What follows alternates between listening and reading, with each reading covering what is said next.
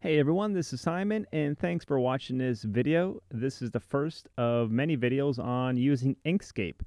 Inkscape is an open source vector graphics editor, and it's similar to Adobe Illustrator or CorelDRAW, but the fabulous thing about Inkscape is that it's free, and it works quite well, and it's also cross-platform, so you can use it on Windows, you can use it on a Mac, or you can use it on Linux. As you can see, I'm actually at the inkscape.org website, and this is where you go to actually download the software. And on the left-hand side, you can see there's plenty of information, FAQs, there's clip art, there's documentation, there's tutorials, lots of stuff. So this is the place to go to download Inkscape, and if you want to contribute, you can actually help out with the software itself. If you're not familiar with what a vectors-based graphics editor is, there's a great little FAQ here contrasting raster bitmap graphics editors such as Photoshop or GIMP to Inkscape, which is a vector format. Generally, vector-based graphics are resolution independent and they're used for high-end graphics.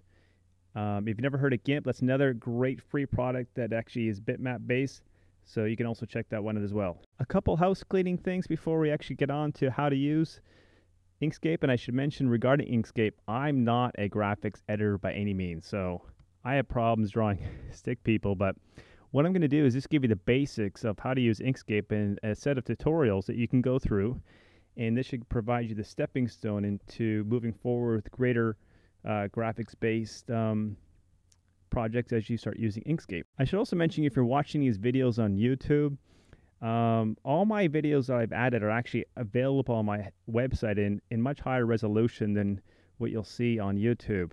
And my website is www.hotbutteredit.com. You can actually listen to my podcast here, which comes out every 2 weeks. There's a great video tutorials link here as well that includes lots of other videos other than Inkscape. You can see I have Firefox, I have a bunch of other free products as well, OpenDNS, moving on to some Linux stuff. And I'm not going to go through them all, but you can check them out.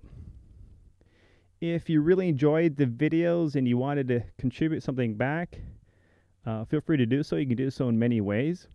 If you wanted to make a small donation, you can actually do so via PayPal. You can buy me a beer or buy me a coffee.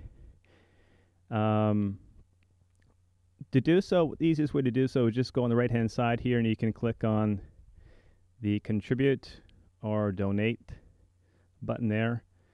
And as well, you don't have to make a contribution if you can't afford to. If you don't feel so, you can contribute in many different ways. You can share my site, my videos or podcasts with others.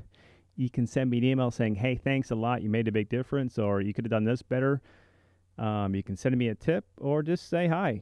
That'd be greatly appreciated as well.